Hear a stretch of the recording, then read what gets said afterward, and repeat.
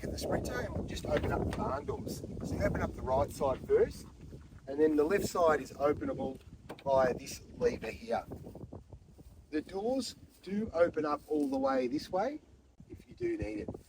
You might want to watch out on windy days that the wind doesn't take the doors away too, especially if you're on a freeway or a highway. Just here you've got some cabinetry there for storage.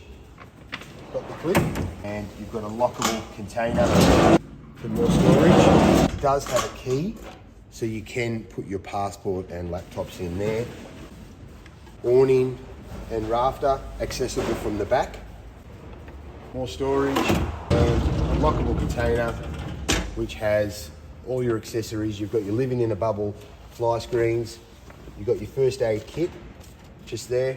You've got your converter from a 10 amp to 15 amp. So this is if you're at a house and you're not at a campsite and you don't have a 15 amp plug. So, and when I mean 15 amp, this is if you're at a campsite and you need a 15 amp power cord, this is the one you'll use. And as you can see, the bigger earth there, and that will plug straight into the van. You've got your accessories for the awning. So this is for the shower awning, this peg, and the Fiamma F80S awning, which is located at the sliding door. You'll be using these pegs. So you'll have 4 of each.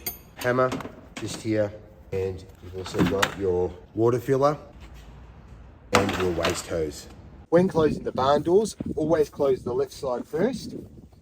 And you can see that it's got that provision there for the Mercedes symbol. So always the right side last, and you'll see that finish nicely there.